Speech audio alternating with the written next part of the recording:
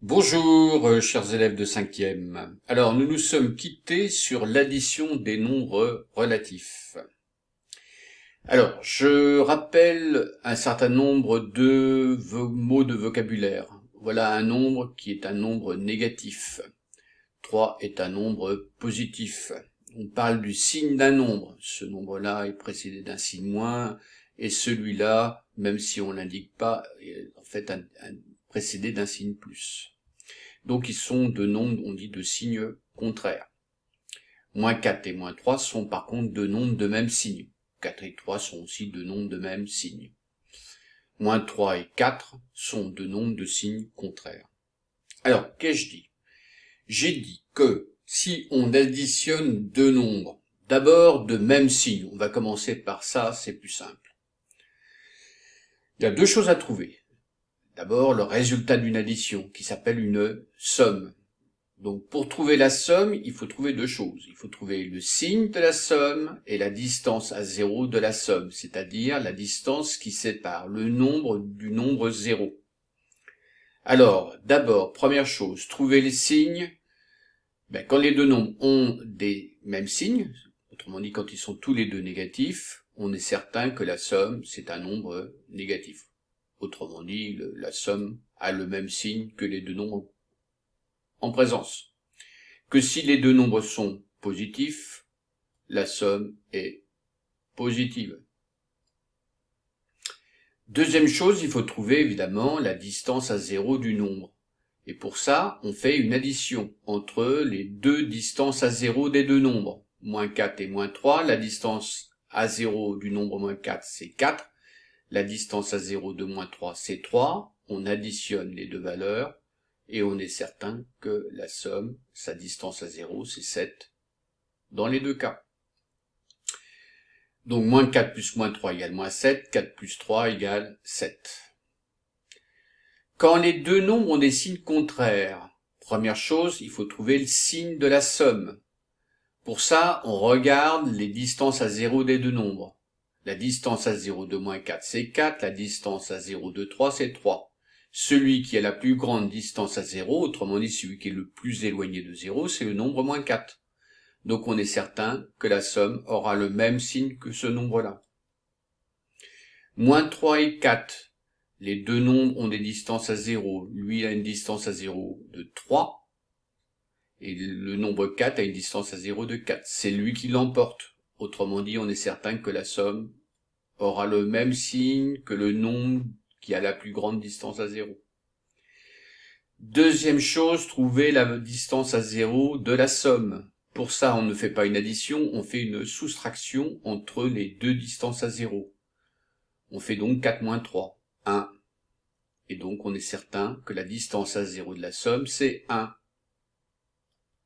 Voilà. Alors, j'ai fait la même chose. Qu'est-ce que j'ai fait? J'ai simplement commuté les deux nombres. Moins 4 et 3, et à la place de moins 4, j'ai mis la 3, et puis à la place de 3, j'ai mis moins 4. Alors, vous regarderez, mais le résultat, c'est aussi moins 1. Si j'intervertis les deux nombres ou les deux termes de l'addition qui est là, ça donne cette addition-là. Et vous regarderez, vous contrôlerez, mais le résultat, c'est aussi 1. Autrement dit, c'est le même nombre que le nombre qui est ici. J'ai, pareil, interverti les deux termes de l'addition qui est là. J'ai mis moins 3 à la place de moins 4 et moins 4 à la place de moins 3. Vous contrôlerez, mais le résultat, c'est aussi moins 7. Et puis pour finir, j'ai interverti la place des deux nombres. J'ai mis 3 à la place de 4 et j'ai mis 4 à la place de 3. Évidemment, le résultat, c'est 7. Alors, qu'est-ce qu'on peut retenir de tout ça? D'abord, c'est qu'on s'aperçoit que les sommes sont les mêmes. On obtient dans les deux cas le même résultat. Ce qui est plutôt sympathique. Alors, ça porte un nom, ça, quand on peut intervertir les deux termes d'une addition sans changer la somme. On dit que l'addition est comment? Elle est commutative. Ce qui veut dire que ce qu'on faisait sur l'addition des nombres entiers, eh bien, ça marche aussi lorsqu'on prend deux nombres de signes contraires ou quand on prend deux nombres négatifs, l'addition reste commutative. Ça, c'est une bonne nouvelle. Alors, maintenant, on va essayer d'être le plus simple possible. Je vous ai donné aussi sur ma chaîne deux petites vidéos où on voit un champ de bataille avec des nombres négatifs et des nombres positifs. Alors, on va faire simple, hein. Moins 4, ça représente le nombre de guerriers qui sont négatifs. En fait, ils sont 4 négatifs. Ils s'affrontent contre 3 soldats qui sont positifs. À la fin de la bataille, on devine bien qu'à chaque fois qu'il y a un négatif, il neutralise un positif, et donc il reste un soldat négatif. Si j'ai 3 soldats négatifs qui s'affrontent à 4 soldats positifs, il reste un soldat positif. Quand j'ai 3 soldats positifs qui s'affrontent à 4 soldats négatifs, il va rester à la fin de la bataille un soldat négatif. Et ça marche très bien. Autrement dit, on va peut-être pas faire des distances à zéro pour essayer de donner un résultat. On peut être beaucoup plus simple. Voilà. Si j'ajoute 4 soldats négatifs à 3 soldats négatifs, ben à la fin de la bataille, il y a 7 soldats négatifs, ils s'affrontent à aucun soldat positif. Et puis pareillement ici, si j'ai 4 soldats positifs et que j'ajoute encore 3 soldats positifs, il restera 7 soldats positifs à la fin de la bataille. Donc voilà, c'est pour vous dire que on peut parfois être beaucoup plus simple que d'utiliser le vocabulaire, parler du signe, de la distance à zéro. Ça me paraît plus simple de penser aussi bataille, ça permet d'aller vite. Bon, ça évidemment, c'est dans votre tête pour avoir une idée des résultats des additions sans trop vous fatiguer. Alors maintenant, on va parler de soustraction. Alors, soustraire deux nombres négatifs, deux relatifs, pardon, j'ai posé un certain nombre de soustractions. Par exemple ici, est-ce qu'on peut donner le résultat d'une soustraction, par exemple, entre le nombre moins 4 et le nombre 3, entre moins 3 et le nombre 4, entre moins 4 et le nombre moins 3, ça donne ceci, entre 4 et le nombre 3, entre 3 et le nombre moins 4, entre 4 et le nombre moins 3, entre le nombre moins 3 et le nombre moins 4, entre le nombre 3 et le nombre 4. Alors, est-ce qu'on peut donner un résultat, et puis est-ce que ça a du sens aussi? Est-ce que ça a une signification de soustraire, vous vous rendez compte? Moins 3 à moins 4, c'est ce qu'on va faire, on va essayer de donner un sens à tout ça. Alors, moi j'ai déjà indiqué un résultat, c'est que 4 moins 3, on sait que le résultat c'est 1, et on sait que 3 moins 4, le résultat c'est moins 1. Est-ce qu'on peut en trouver d'autres aussi facilement? Bah oui, il me semble, hein. En tout cas celui-là. Je suis à moins 4, on me demande de retirer 3, donc je sais que le résultat c'est moins 7. Celui-là aussi je peux donner celui-là on peut pas donner le résultat, par contre on peut donner le résultat de celui-là. Je suis à moins 3, on me demande de retirer 4, le résultat c'est moins 7. Bien. Mais est-ce qu'on est capable de donner un résultat celui-là? Qu'est-ce que ça veut dire de faire moins 4 moins 3? Ben ça, on ne sait pas faire. 3 moins 4, je ne sais pas faire non plus. 4 moins 3, je ne sais pas faire non plus. Et celui-là non plus, je ne sais pas faire.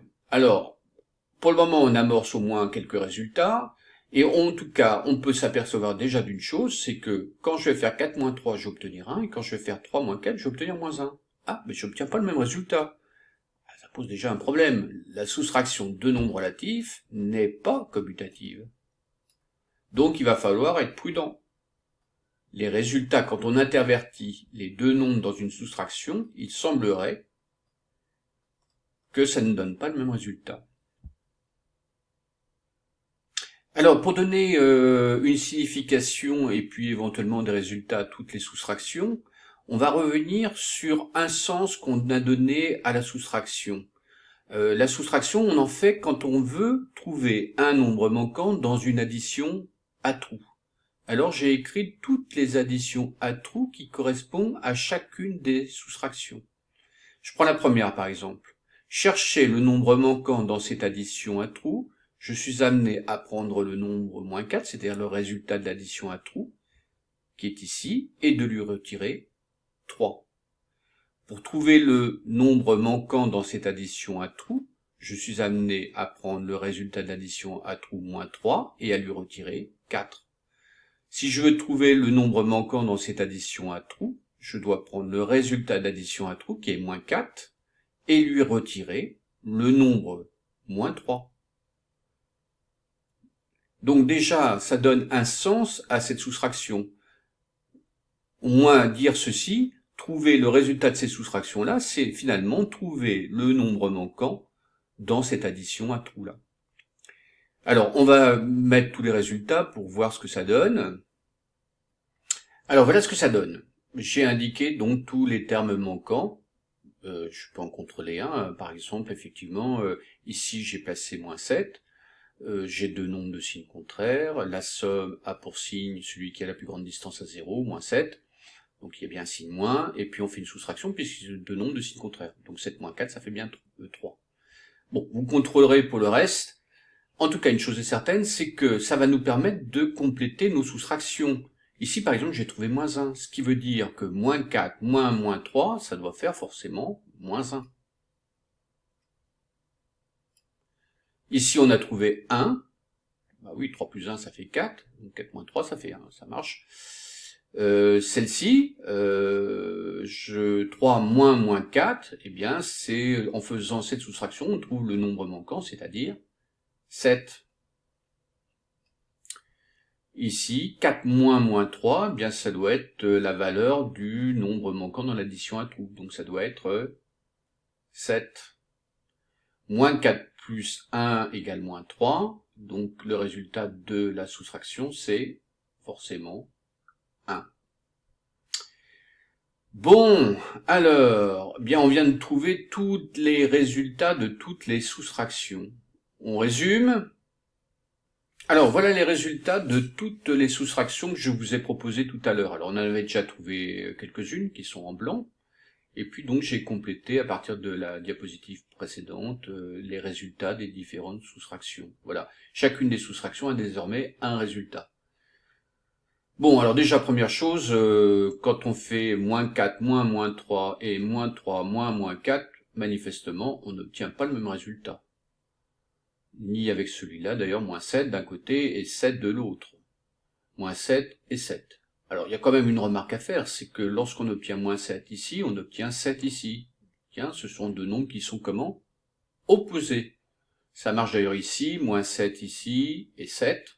Moins 1 et 1 et moins 1. Ceci étant dit, alors, première chose, ça confirme que la soustraction de nombres relatifs n'est pas commutative. La deuxième chose, c'est de se dire, bah oui d'accord, mais est-ce que moi je vais devoir passer à chaque fois par des additions à trous pour trouver les résultats de soustraction? Non. Il va falloir faire autrement, mais c'est l'objet de la prochaine vidéo. Vous allez voir qu'on peut faire beaucoup plus simple pour trouver le résultat d'une soustraction. Bon, j'espère que cette amorce d'explication au moins vous a convaincu qu'on pouvait trouver des résultats et que ces résultats des soustractions s'appuyaient sur les additions à trous.